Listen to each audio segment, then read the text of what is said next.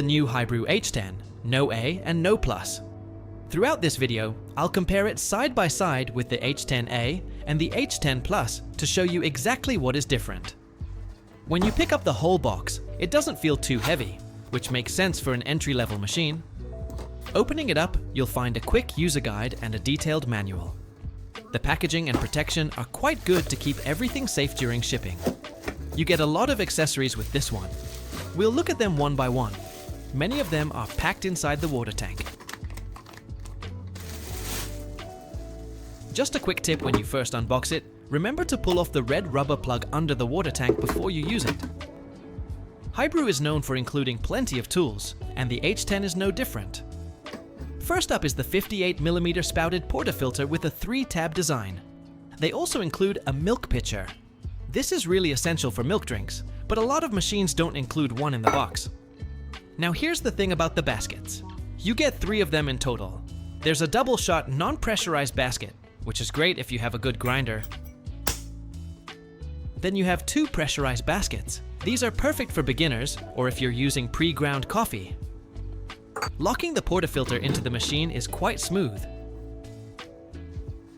They also provide a tamper with a solid stainless steel base. It feels much nicer to use than the cheap plastic ones you often see. On top of that, there are a few cleaning tools included to help maintain the machine.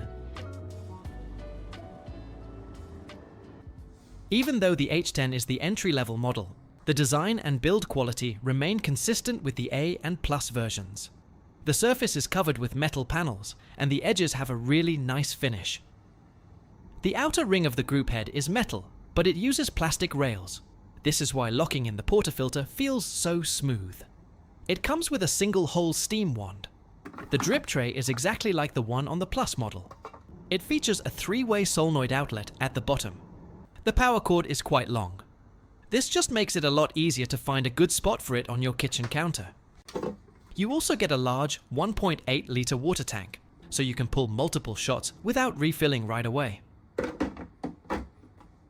Now that I've walked you through the design, I want to highlight the differences between the H10, the H10A, and the H10 Plus.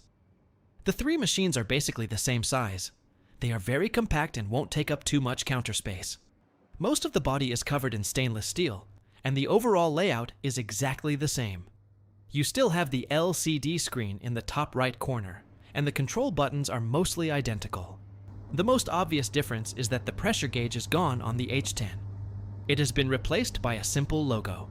The portafilter on the H10 Plus has a wooden handle, while the other 2 use standard plastic. Another thing to note is the drip tray. The H10 and the Plus share the exact same drip tray design.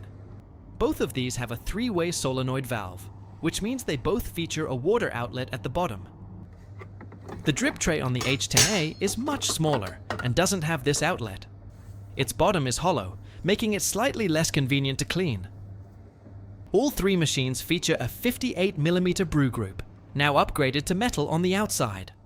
But I should point out that the actual brew group under the shower screen is still glass-filled polyamide, which is a heat-resistant engineering plastic.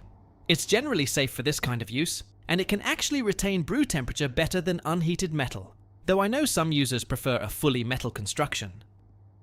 The Plus model features a steam lever, while the H10 and H10A use a rotary steam knob.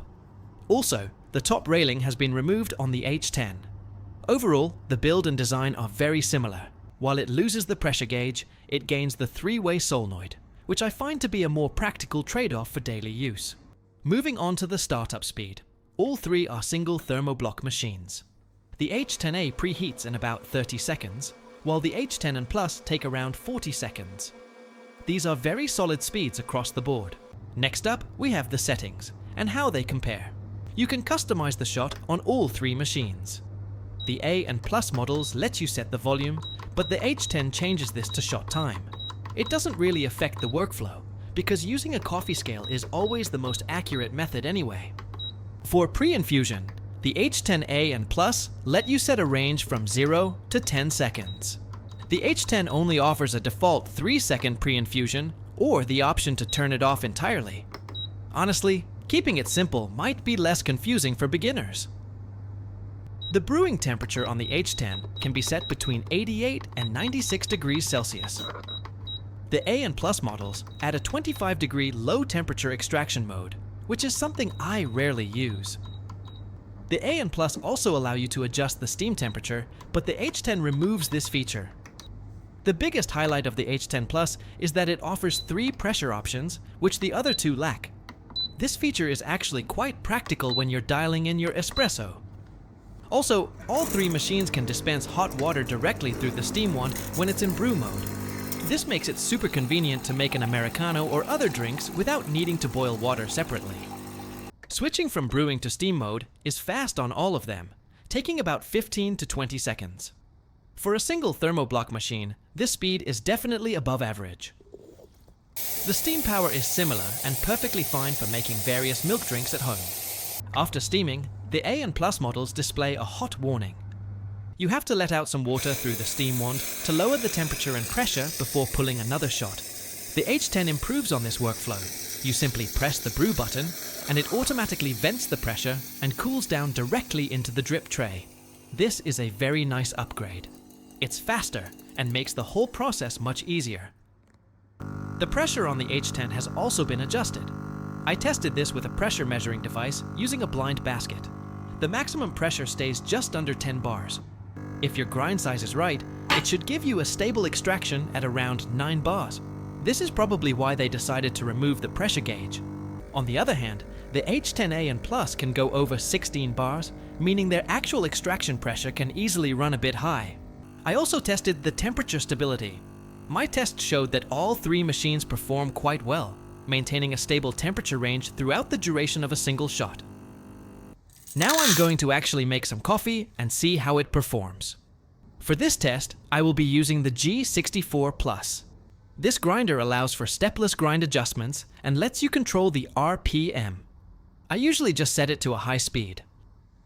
It has 2 anti-static ion generators, one on top and one on the bottom, so there is very little static when grinding.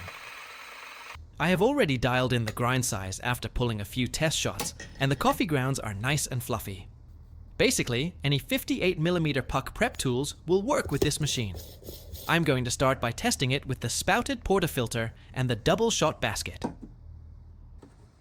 It starts with a 3-second pre-infusion, and only after that does the LCD timer begin counting. As I showed earlier in the pressure test, the H10 has a lower pressure setting compared to the H10A and the Plus. With the right grind size, the flow rate during extraction stays consistently between 1.2 and 1.5 grams per second. You don't get that issue where it starts really slow and suddenly speeds up at the end. You just adjust your grind based on the flow rate and the shot time. Honestly, not having a pressure gauge doesn't make much of a difference in daily use. Including the pre-infusion, a 1:2 ratio extraction takes about 30 seconds. The crema and flavor of the coffee are both quite good, and the temperature is definitely hot enough. Getting this kind of espresso from an entry-level machine is really impressive. The lower pressure brings another big advantage. Pulling shots with a bottomless portafilter becomes much easier. As long as your puck prep is decent, the chance of channeling or spraying drops significantly, and the flow rate stays very steady. The truth is, higher pressure isn't always better for espresso. The H10 makes the extraction process very comfortable. However, the lower pressure does mean it is more sensitive to grind size, so grinding too coarse definitely won't work. I have shared reviews of many HiBREW grinders before, and they are all great matches for the H10. Next up is the steam performance. First, I will pull another shot of espresso. Once the extraction is done, press the steam button, and the machine switches to steam mode. It takes about 15 seconds to heat up to steaming temperature. After purging a little water to keep the steam drier, it's ready to froth the milk. Insert the steam wand through the spout of the pitcher, aiming toward the 3 o'clock position. Keep the steam tip right at the surface of the milk, about 1 centimeter away from the edge of the pitcher. Start by keeping it near the surface and adjust slightly until you hear that hissing sound. This is when air is being introduced. Slowly, the milk will rise over the tip and the hissing sound will stop. From there, just maintain the vortex. You don't need to keep moving the pitcher around. Just hold it steady until the bottom feels hot to the touch. The whole process takes about 50 seconds. The milk comes out super glossy with excellent flow. This texture is great for latte art or any milk-based drinks. The microfoam is dense and holds its shape for a long time, giving the drink a perfect thickness. When you need to brew another shot, just press the double shot button, and the machine will automatically vent the pressure. It only takes a few seconds to return to brewing temperature. So that wraps up my detailed review and comparison of the HiBREW H10. The price is about the same as the H10A, and depending on where you look, it might even be lower.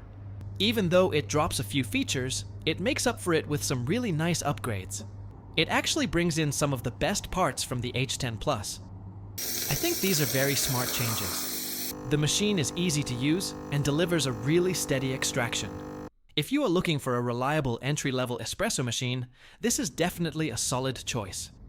If you have any questions about the H10, feel free to leave a comment down below. Thanks for watching, and I'll see you next time.